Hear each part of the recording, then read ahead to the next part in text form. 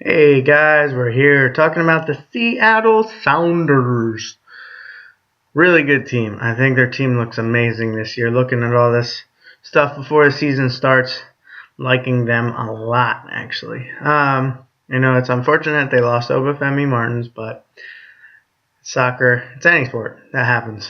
People move. So we're gonna start in the back with Stephen Fry. Always a good fantasy option. Let's see. He is $6 million, so you're paying a hefty price for him compared to other goalies. But I think he's worth it. I think he's a good, solid option. Seattle's one worry at the beginning of the season here is that they had CCL matches and they might be tired a little bit compared to some other teams, but they also might be more in season form because they've had a little bit more of a chance to play some really competitive matches. So I think they're going to start the season ready to go and kicking some butt. With the defenders, in the center we've got Chad Marshall and Brad Evans. Brad Evans is one of those guys that just constantly is moving around the field. They've had a tough time finding the best spot for him. Same as national team. I feel like I've always seen him somewhere different. But last year he played in the mid. He did okay. I know he had at least one big, huge mistake that kind of cost him pretty heftily. But I think that's a pretty good pairing. Chad Marshall, big guy. Getting older, but he great with his head, great with clearances. Neither of them scored a ton of points last year. I can't honestly tell you why. I'm not really sure. Maybe the shutouts weren't there, or injuries, or whatever. But Chad Marshall, I had him on my team for a while. But, there's so many good defenders out there. It's hard to choose. If we go on to the outsides, we have Mears, who is their top scoring defender from last year. Plays on the outside. I think last year he was really cheap. This year he's 7.5. More than I'd like to spend for an outside guy. Plus, they have another guy that's a little bit cheaper and I think people are more excited about. That is Jovan Jones. Played with Chicago last year on a not-so-good defense, so the shutouts weren't really there for him. But he was a bright spot in their season. He's very fast, gets in the attack a lot. I think he might translate into a lot of fantasy points this year with Seattle. A lot of people are excited about him. Hype all around him. I tend to stay away from hype. Hype scares me because whenever there's hype, there's disappointment.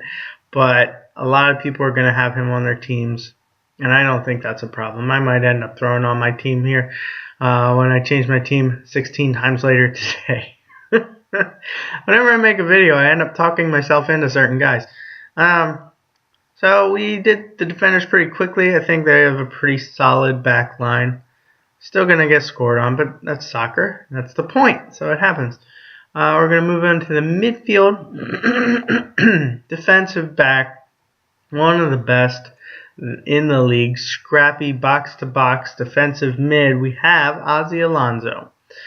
Now, I've looked at one of those papers that shows, the points last year compared to the point scoring system this year, and Ozzie Alonso is one of those guys that would have gotten a huge boost in his points. Only got 68 last year. I don't think he played the entire season. I think he had some injury issues. Yeah, he didn't even reach 2,000 minutes. So $8.5 million, more than I would like to pay for a defensive mid. I mean, he's kind of like your Dax McCarty and your Donadell, those guys that are still pretty good at getting in the offense and scoring goals or just being good and getting lots and lots of clearances and interceptions. See my wife in the background in her hoodie closing the door because it's cold. But now puppy's crying. Go figure. We've got another guy named Eric Freiberg, who looks to be in the starting lineup this year. Only 46 points last year. Not sure what the deal was there, if he only came on partway through the season or if he just kind of found a starting role as the season rolled on. But you probably don't want him. He's not a huge name. He's not going to be an attacking-minded guy more than likely, so I would tend to stay away from him for now.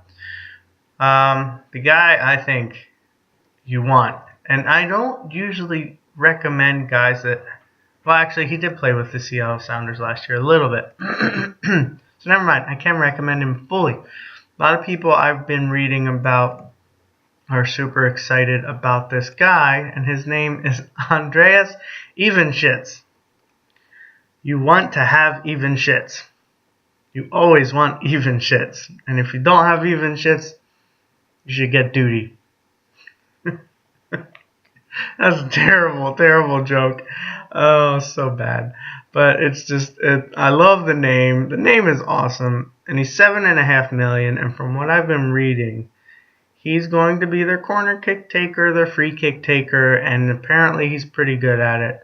You can't find a lot of guys that are that cheap that have the potential to get you that many points. So strongly, strongly recommending him. He's on my team. He's on everybody's team that I talk to because his name is fun and he plays for Seattle. I mean, somebody's got to give those guys up front the service, and it looks like it's going to be him. So moving on to the forwards, we've got 3 options. And I think 2 of them are strong. Nelson Valdez, I'm not too sure about. I'm not familiar with him. I feel like I read something about him possibly being injured or something at the start of the season here, or maybe just being cautious about picking him up. But he's only got 22 points from last year. I don't think he was with the team the entire year. He's $8 million. So for now, just keep an eye on him. Maybe he'll do well. Maybe he won't. Maybe he won't even start. I don't know. I just don't know. The other guy that I'm kind of excited for is Jordan Morris.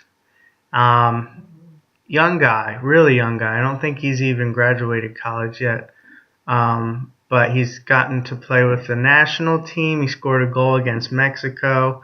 He's pretty fast for a white guy. That's not racist, right? But he's looking to have a huge career.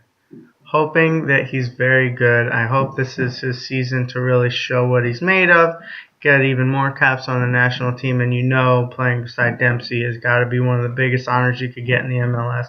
And he's going to learn a ton from him, I'm sure. So he's going to get some goals this year. He's going to have a lot of opportunity anyway, too. Hopefully he proves to be worth the $8.5 million. I think that's actually really cheap for a starting forward that has as much potential and as high of a ceiling as he has. And the guy he'll be playing beside more than likely is obviously Clint Dempsey, who everybody knows. $11 million. He's one of those guys that I think sometimes gets hot and then gets cold. But a lot of people are excited. I think he's a pretty good option. At the beginning of the year this year, Puppy's crying. We don't know why. She wants outside. You take her outside. Then she wants inside. Oh well. That's a dog. So Seattle, yeah, I'm thinking they're going to have a really good, strong team this year. Say that about a lot of teams in the Western Conference. They need to be pretty strong and tough because it seems like they're a little better out there. But there's a lot of good options. So top 3, I'm gonna go with Evenshitz first. Only because of his value and what he could possibly bring to your team for $7.5 million. He might be able to put the points up that like Morales, either of the Moraleses do, or maybe Ethan Finley, guys like that. He's going to be able to put those points up for like $3 million less. So I think you can't go wrong there. I could be wrong. He might not be as exciting as everybody says.